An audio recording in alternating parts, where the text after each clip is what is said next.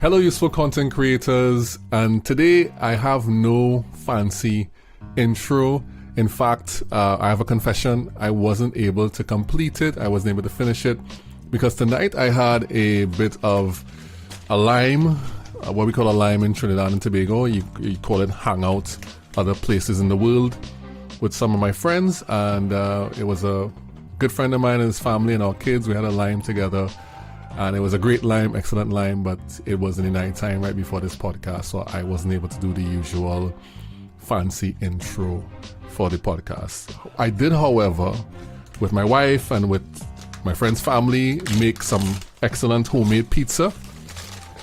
Those on the audio will not be able to see this, but those on the video will be able to see it. This is proof. You see, this is the pizza right here. I had my fill, so I'm not going to eat this on camera, but that's what we were doing tonight. And so I have no fancy intro, giving a synopsis of what we're going to talk about. What we are going to talk about today in the podcast, however, is about sparking curiosity in your content. Emily Aborn is on. She's the one who sent me the really nice postcard after we did the recording, and something is in my eye now.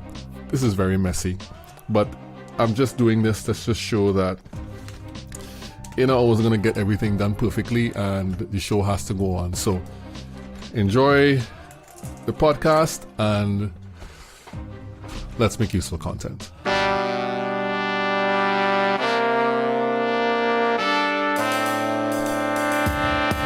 Teaching you to make useful content so that you can build long-term relationships with the people that matter to your business.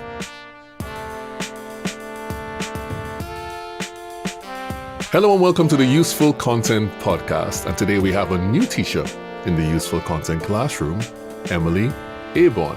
Hi, Emily.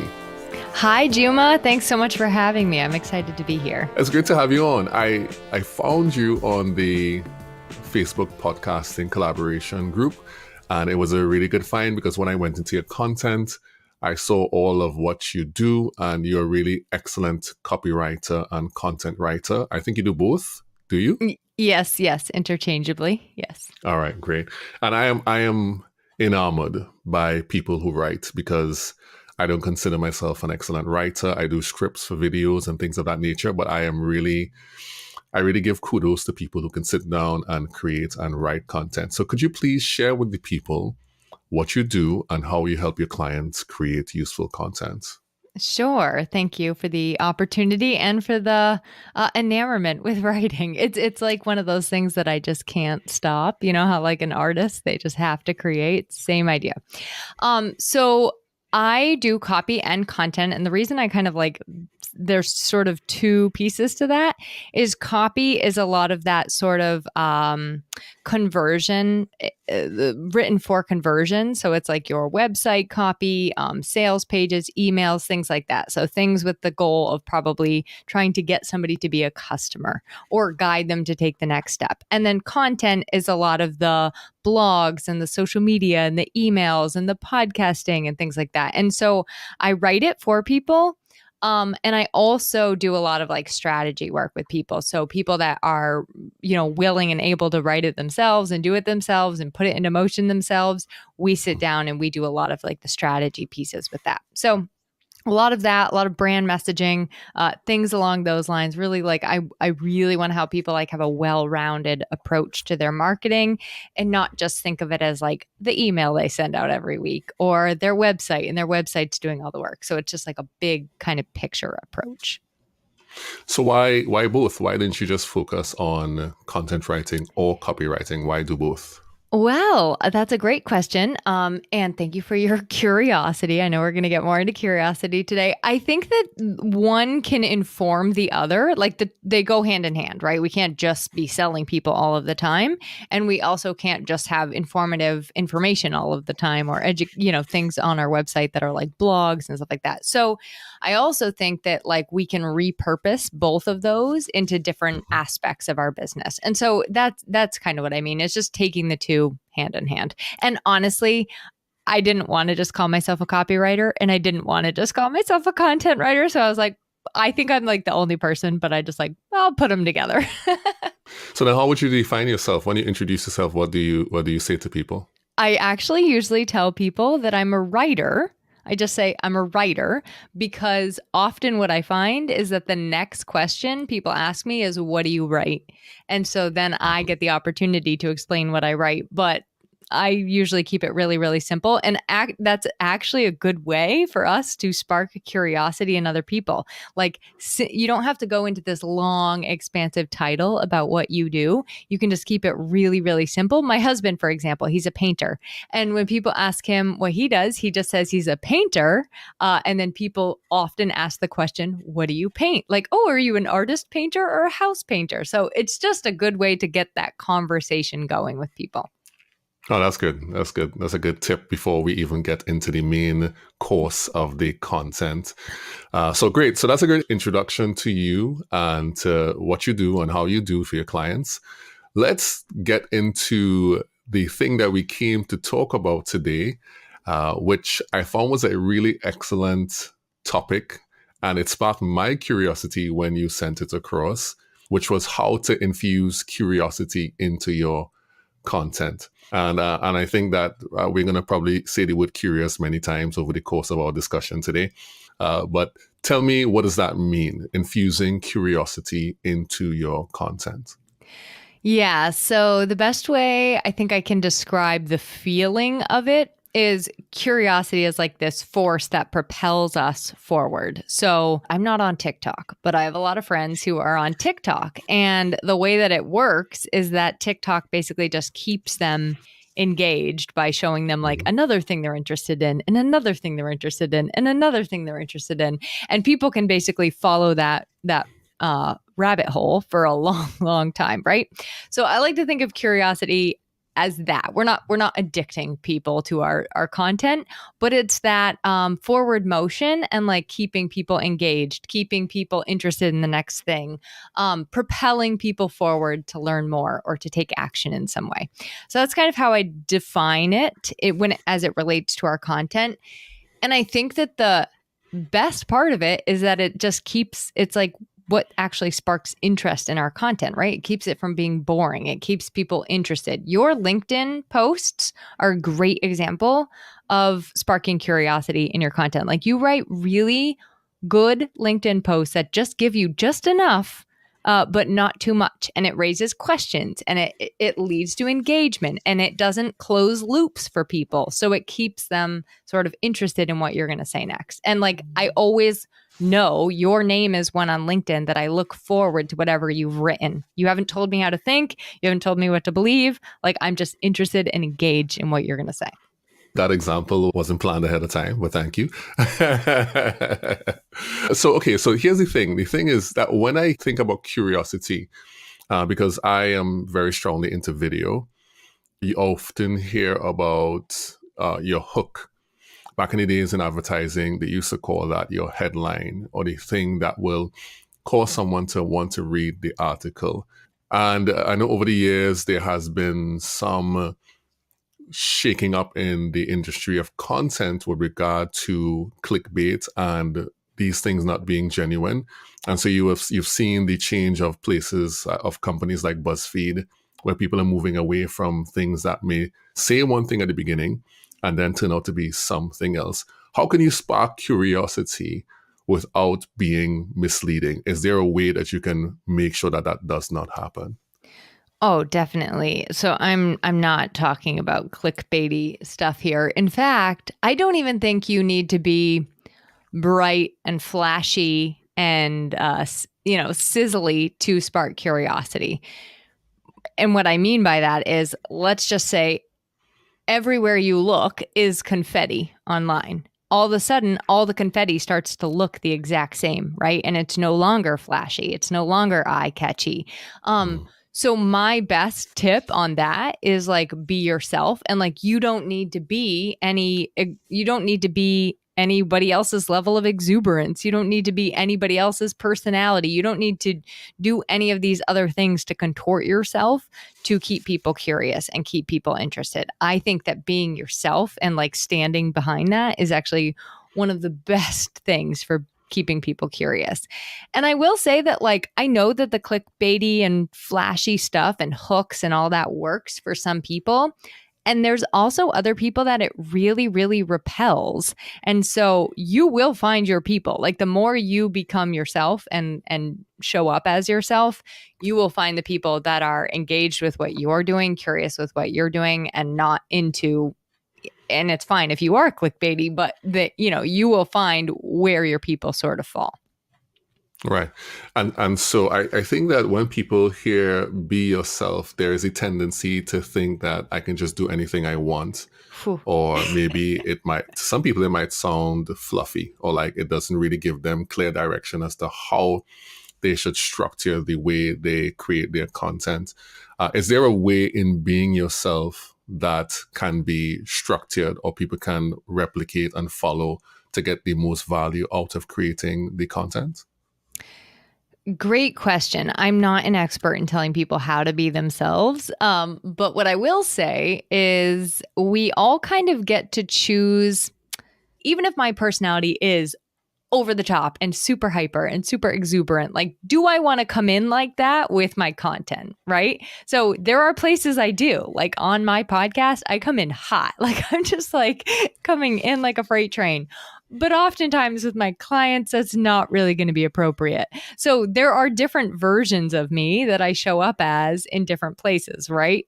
I'm still all parts of me. I'm still my whole person, but I'm showing up in a slightly different tone, I would say, in different places. Same with how long you want to commit to being in a place, and then also like the intensity that you are in a place. So when I say be yourself, it's like figuring out the pieces of your personality that you feel really comfortable sharing, the pieces of your personality that are authentic to you. I think what you're referring to is this term like unapologetic, where it's like you can just walk around like saying whatever you want and offending anybody you want and not apologizing for being harmful. And I am not talking about that. I'm simply talking about like the pieces of your personality that are your best parts, I think, and how do you highlight those? All right, great, wonderful. So now we have a sense of what that means. So let's talk about how to infuse curiosity into your content a little bit more now. And so you believe that our content should, in fact, spark interest, and the goal is leaving people wanting more, but at the same time, not leaving them confused. How do you strike the balance between leaving someone wanting more and not leaving them confused when it comes to your content? I think that when it comes to confusing people, one of the quickest ways to do that is to put a little bit too much. Like in our industry, we all have certain words that we use and phrases that we use. I actually just did a reel on this where you can over talk to people, right? You can use all of this industry jargon and this insider language. People are like, I have literally no idea what you're talking about. Just say it to me like I don't know what the insides and outsides of your business are. So I think that's a quick way to make things really, really confusing is to use a lot of jargon and a lot of complex language. The other thing I think is to, we all do this where I do it too. I have to go back through and read what I wrote and be like, am I just really confusing? Like, am I just talking in a circle here? So that's another piece of it, is just making sure that it's like congruent, right? Like it has a start, has a beginning, it has an end, and it's not just all over the place. So staying focused is really, I think, what I'm talking about here. I think staying focused helps people not to feel as confused. Giving those really clear instructions and clear calls to action, like my husband and I just discovered a podcast last night, and he's like, how do I listen? Like, where is it? And we couldn't find it on any podcast app. He's like, I guess it's not a podcast. Turns out it was on there. It was only on their website. So you had to like actually go to their website and find the podcast. But that's an easy way you can see where it confuses people and it switches off that curiosity. It's like, well, I was curious about that podcast, but I'm not going to like sit here Googling how to find it, So just giving people those really, really clear instructions can help to eliminate some of that confusion. So what I'm hearing you saying is that, yes, you have to give people something that they get attracted to, something that interests them. But at the same time, you have to give them like clear instructions or pathway to engage with it. And so you have two sides of the coin. One side is that you use the language in a way that they understand, that is simple enough for them to apprehend what you're trying to say. And then you guide them into this is how you can access the thing, how you can use the thing, and how it is beneficial to you. And I don't know if I'm defining it the right way, but would you say that's like what it does when you have the balance between curiosity and functionality? Yeah, and let's give a really tangible example in addition to that one I just gave of the podcast. But like I'm thinking of like a lot of people in the coaching industry. Often what I see in the coaching industry is a page, like a sales page, that doesn't really say what they're going to be helping with. Like it'll be like, we help you discover your authentic self or get closer to your true north. Like it's just like a lot of like fluffy sort of language. And I'm like, yeah, but what are you really doing? So you can see how that actually causes people to lose a little bit of curiosity too. You don't want to be like a curious buyer. Like I'm not going to give you $6,000 if I don't know what I'm going to get, you know? So giving people like enough information so that they can be like, oh, I'm curious to see where we could go with this, but not making the language so like fluffy and confusing that it doesn't actually tell them what you're doing. Yeah. So you have to make an effort to actually say the thing. Yes. You can't just be like, well, I just help people. And I think, it's interesting. I think part of that is like having discovered who you are serving and being able to define that so that when you speak to them, you know the kind of language you have to use in order to engage them. Would that be part of it too? Oh my gosh. The first thing I always start with in how do we create a spark of curiosity is who am I even talking to? Like if I don't know who I'm talking to, there's not really a way I can level with them, right? I can't understand what their struggles are, what their challenges are, what language they speak. So that is the first place to start. Yes, 100%. Could you go deeper into that and explain why that's important and how you actually do that for your clients? Well, I go a lot into this with my clients. I like to know, like, okay, where does your ideal client like to shop? What kind of car does your ideal client like? What does a day in the life look like of your ideal client? Because I believe that the more like specific we can be in the language we use when we're talking to our ideal clients, the more it actually ends up landing with a lot more people. So I'll use I don't know if you would have this experience, but we have a Granny Smith apple here in the United States, and it's like a very very tart apple, and everybody knows it's like the kind that makes your cheeks pucker up when you just think about it. So oftentimes for this example, I'll say like, okay, imagine yourself eating an apple, and people are like, okay, like everybody's got a different version of whatever apple that is in their head. Like everybody's thinking of a different kind of apple. But then if I say, now imagine yourself eating a just slightly too tart Granny Smith apple. I mean, I can feel my cheeks like tightening up, and the salivatory glands. So that's the point. In like being specific, it's a deeper experience for people, basically. And I like that. And I think the example that's coming to my mind is it's our own fruit here. Well, you know of mangoes, obviously. And we have many, many varieties of mangoes here. But if you were to say like a Julie mango, which is one of the more popular mangoes here, and it's a kind of a grafted mango, so everybody knows it's going to be sweet. They could think of how nice it would be. But if you say something like a mango rose or a mango vert, that is a different type of mango. You can't just take that and eat it. Most people wouldn't do that. So it is in the same category, like your apples in the same category, but there's a different experience based upon what is the characteristics of this particular thing. And as a result, you'll have to write different copy to apply to those people. Is that a good example? Exactly. And I work with like a remarkably large number of interior designers, and it amazes me every single time how they all have a little bit of a different ideal client. Like one person's idea of luxury might be driving a Porsche, whereas another person's idea of luxury is driving like the Volvo that they've had for, 30 years. The word luxury on the surface isn't enough. Like we have to go a level deeper and say, well, what does luxury mean to you? What does sophistication mean to you? So that's kind of what I mean about like knowing your ideal clients so deeply that you even know what these word associations mean for them, because they don't always mean the same thing for every single person. Yeah, that's true. So before we came on here earlier today, I had an interview with a client of ours, because we're doing this content strategy for them. And normally we have this questionnaire we would send. But what I've noticed is that we can send a questionnaire, but what we do is that we book a call with them, just like how I'm talking to you now, and we sit down and we go through the questionnaire together.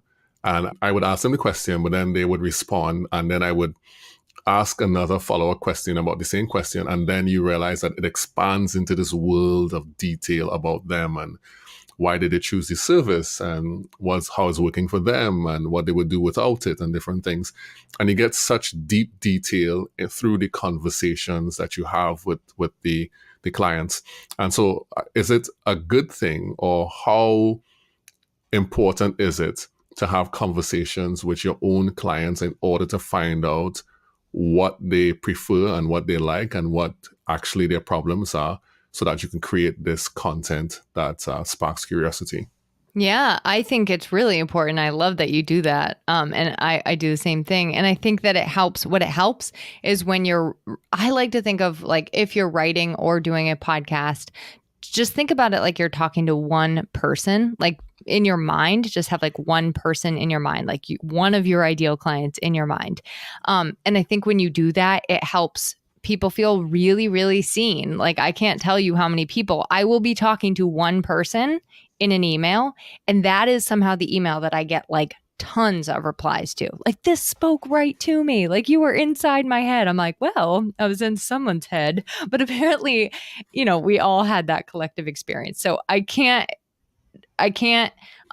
say enough how important it is to be really specific. And those little tiny specific examples just help people to feel seen, and they help people to feel that they can identify with what you're sharing.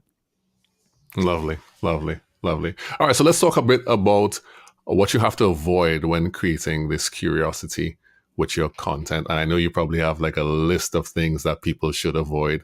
Start from any way you want. Tell us what you should dodge when you are creating curiosity in your content. So one of them we talked about already, and that is avoiding that complex language and that jargon. But I actually don't think we could really say that enough. Like, people don't want to know all of the details about what you're doing behind the scenes. Like, nobody wants to know how I'm doing my SEO research and like the spreadsheet I use. Like, nobody cares. They just want to know that I'm going to increase traffic to their website. So, and maybe I even say it simpler than that. I will get more leads to your website. I will get more business to your website, more eyeballs on your website. So just avoiding that insider industry language. Whenever you catch yourself doing it, ask yourself like, okay, is there a way I could just make this way simpler and make it like I want my 7-year-old nephew to understand what I am saying when I say something.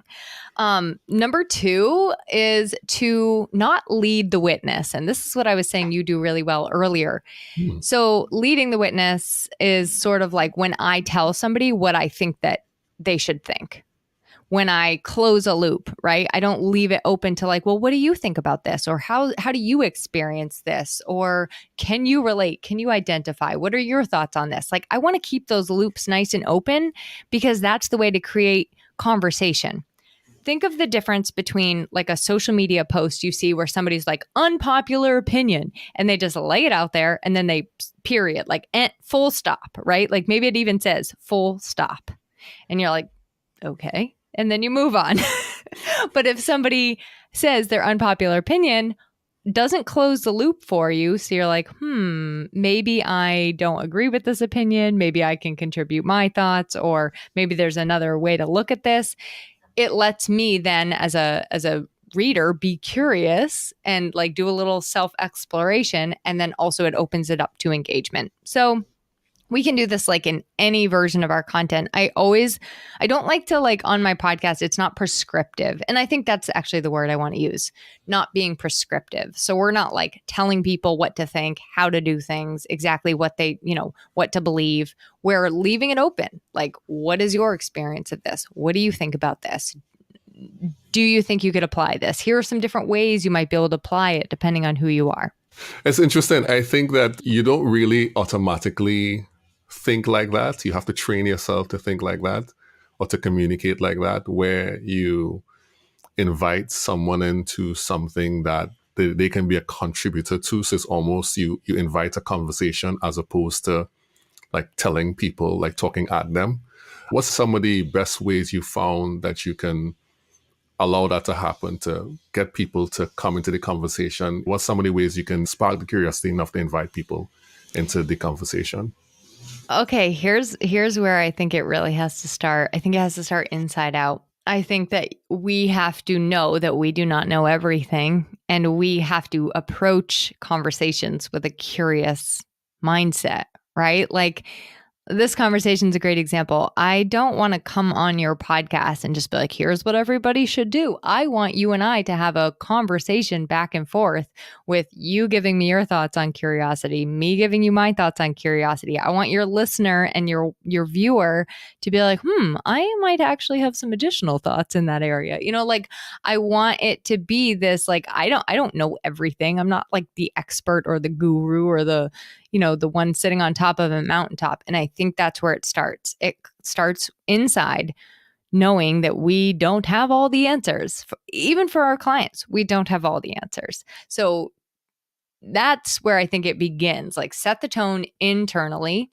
And then when you are going externally and sharing things, I really think inviting people in to explore for themselves, or saying this might be a good solution for you if, not just like this is for everybody and knowing that as well. So those are just some like little tiny things. And I'd love to hear if you have more thoughts on that too.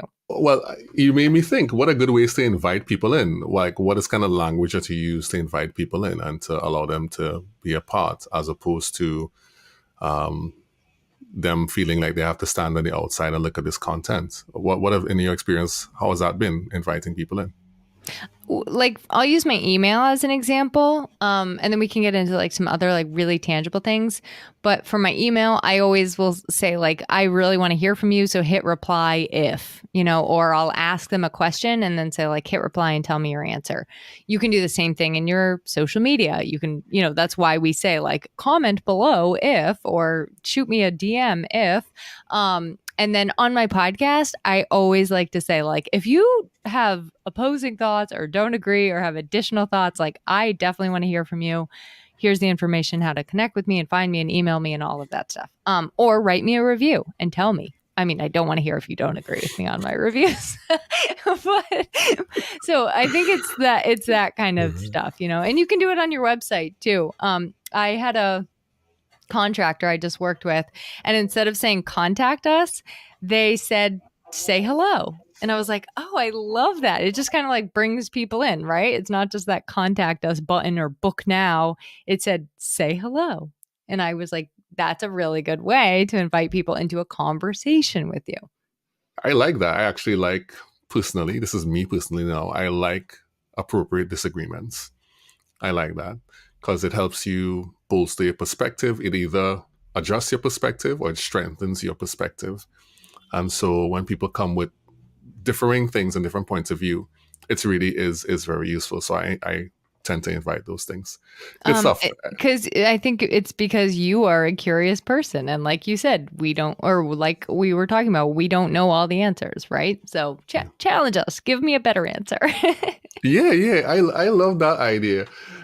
People are sometimes afraid of being challenged and having their ideas about how things are supposed to be done challenged. And let's just talk strictly from a business perspective now, not necessarily, your world philosophy, but it's like how can you take this thing that someone has said that may be different, a different perspective, and then I'll say, okay, let me see if I can apply some of these things. Let me experiment. Let me try it out and see if this might be able to work, as opposed to outright seeing it as something negative because it's a disagreement. And I think the more curious you are, the faster you actually will learn over time. I agree. All right, so let's talk about how to sprinkle your personality into some of these pieces of content in order to create what you call the lean-in effect. What is exactly is the lean-in effect? That's sort of like that person that like the person you discover on Instagram that you're like, I don't know quite what they're up to yet, but I like where they're going. Maybe it's their sense of humor or just something that they share. Like I just started it looks like I have straight hair, but that's because I straighten my hair.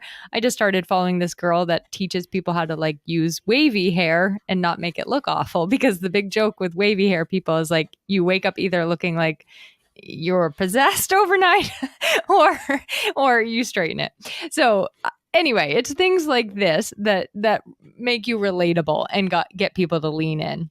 But I think that there are different ways to go about showing your personality. So obviously we want to be like conversational, right? Like I think that the more conversational you can be, the more you're just naturally going to let your personality shine through. Like when we try to be super buttoned up and write very formally, and it starts to sound a little bit like Chat GPT kind of is everybody, right? So the more conversational you can be, the more of your own unique phrases and lingo. And if you say gonna instead of going to, like you can actually write like that. I know it sounds scary, but we actually can do things like that in our writing. You have a little creative license. And then I also just think kind of like a level of honesty about what you know and honesty about what you don't know. And I don't want to use the word vulnerable because I think that word is overused and sort of misused a little bit, but really just let's go back to honesty, like just being honest about what you know and what you don't know. But that's sort of like the big part of personality. But let's talk about like the really tangible pieces of personality. I think you'll like this. And I think that a lot of your listeners and viewers will like this. So this is called the magic list. Now, I did not come up with this. An author, I first discovered it from an author who I've read a couple of her books. Her name is Julie Eason, and she challenges you to sit down and create your magic list. What you do is you sit down and you write down 60 adjectives, positive adjectives about yourself. So 60 adjectives that are about your personality, positive things. When you are done, and it's hard, I will say this, like it's easy to get to like 15. And then once you hit 20, you're like, okay, I need to stop. I don't have any more adjectives. But she's like, keep going. You have to keep going until you get to 60. When you're done, you have 60 pieces of your personality. And really, probably nobody has that exact same list as you. If you find a person that has that exact same list with you, you two need to be like BFFs. But probably no one else has the exact same 60 adjectives, and definitely not in the same order that you have them in, okay? So that's sort of like your magic list. Like that's the best parts of your personality, and those are all pieces of your personality that you can be showing through what you're sharing. The other thing I like to, this is what I do for my clients when they're like, well, I don't want to put my personal life online or on social media. And I'm like, you don't have to, like, nobody's asking you to like film your dirty laundry pile, you know? Pick 5 things about your personal life. Like a lot of people don't want to share their kids, and I definitely understand that. I don't think I would want to either, but pick 5 things in your personal life that you do feel comfortable sharing. Maybe it's your dog. Maybe it's that you love books. Maybe it's a type of music you like. Maybe it's your favorite cafe or what kind of coffee you drink. So just like pick 5 things in your personal life that you feel comfortable sharing. And then you can, I mean, I really encourage people to like, it doesn't have to be some brilliant promotional post about your business. Like sometimes just you painting on your kitchen table on a Sunday afternoon is a good social media post. It's a part of your personality. Right. So I know that you have a framework that speaks to this. a little deeper. I know we didn't come to talk about that today, but I know you do have this framework. Let me see if I can remember what it is. It talks Wow, about you're good. soil, water, sunshine, and then there's something else. It talks about the personal, the educational, the professional, and then there's something else. Yeah. You are good. Yeah. So it's let me explain to people what it is. So I use like a garden analogy. It just keeps it really, really simple. Like you don't have to do this perfectly one every 4 posts. It keeps you on track with not sharing too much of just like random stuff that has nothing to do with your business. And it also keeps you from not sharing overly promotional. So you're not always selling and then everything in between. Like I can't even tell you how many times I've gone to look at somebody's content and I'm like, I have no idea what they do because all they do is share about their dog, or I have all I get is sold to from them. So this is a simple framework to just kind of like keep you on track with that. So the first one is soil. That's like the foundation of what we do. At the beginning of this, before we hit record, I asked you who your listeners are. Like that's a piece of foundational information that we all have in our business that we can talk to. The second one is water, and that's like the educational stuff. So that's when we're giving tips and education, and we've obviously sprinkled those throughout this whole entire episode. The third one is sunshine, and that is the personality piece. Like some people like positive quotes or, inspiring things that they're doing in their life. So it could look like a whole number of different things, or it could just be a totally fun. Think of it as like your sort of like throwaway category, but it's not throwaway because it's what's making you relatable and interesting and human. And then your promotional, which is the wind. And I just like to think of it as like we're guiding people to take action. Right. So the wind is really that promotional piece, which is my calls to action, my do this if you want to work with me, those kinds of things. That's good. And I found that the whole idea of these 4 components that come together, the reason it made me very interested is because we do a similar thing with how we structure content. And I know one of the big questions people would have to ask is like, how much of each, right? Yeah. And that's like a question you probably get all the time. I want to suggest something maybe.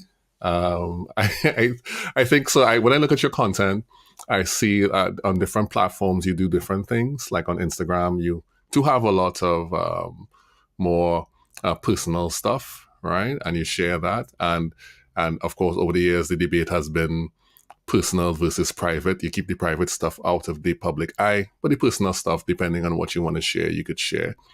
And then on LinkedIn, it might be slightly different. You might, depending on the clients you want to get, you would sprinkle some personality things in there to cause the lean-in effect, right? But you keep it more of a different percentage. So is it that on different platforms and depending on the type of customers you have or clients you have on a platform, you would change the degree to which each of these components, how your content is composed to speak specifically to them?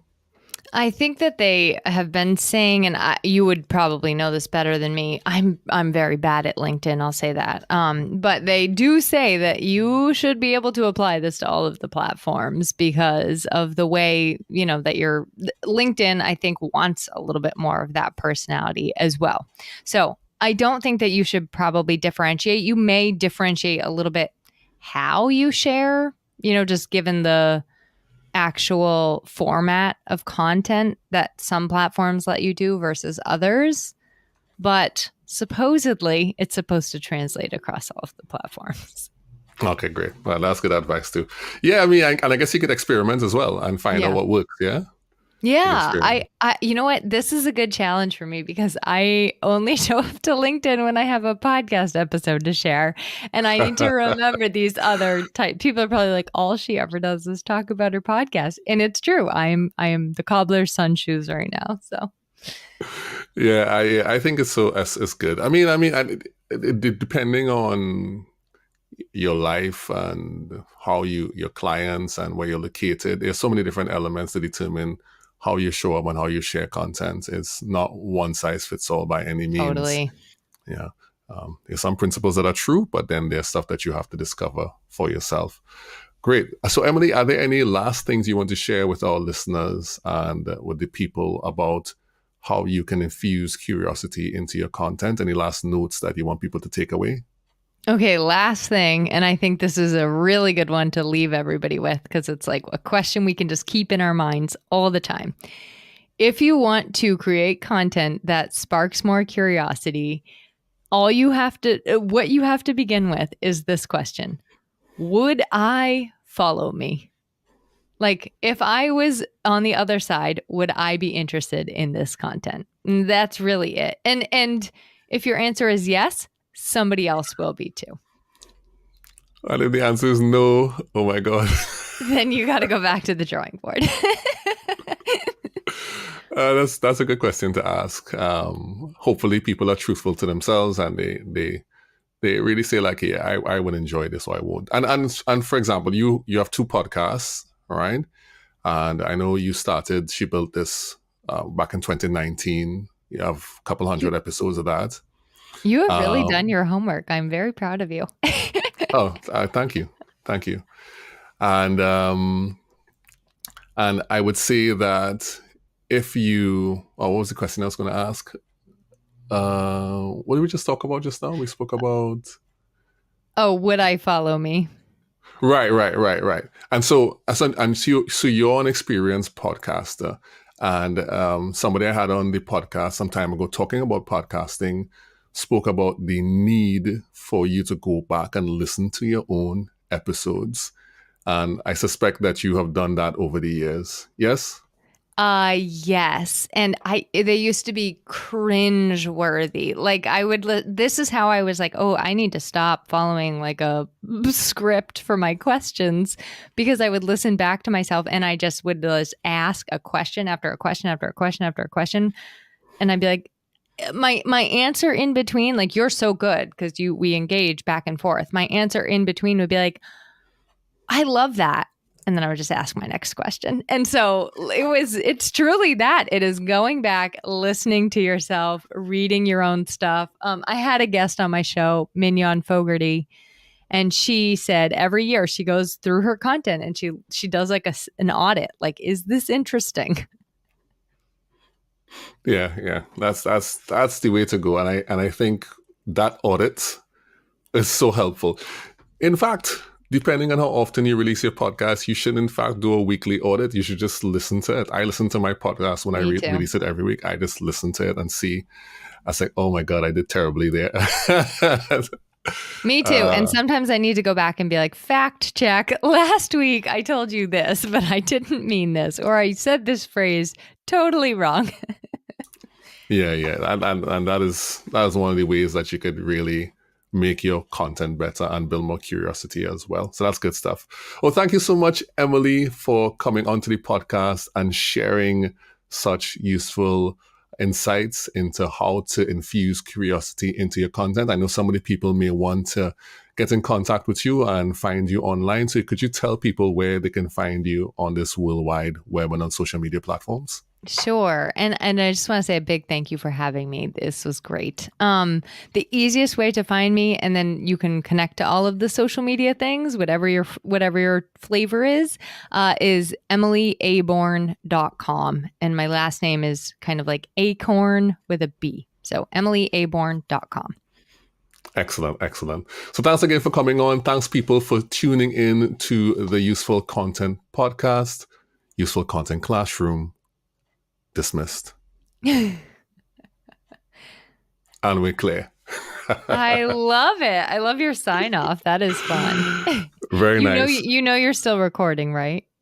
Oh yes, I am. I'm gonna stop that now. I'm gonna say that I thought you're doing reels now. I thought you didn't want to do reels.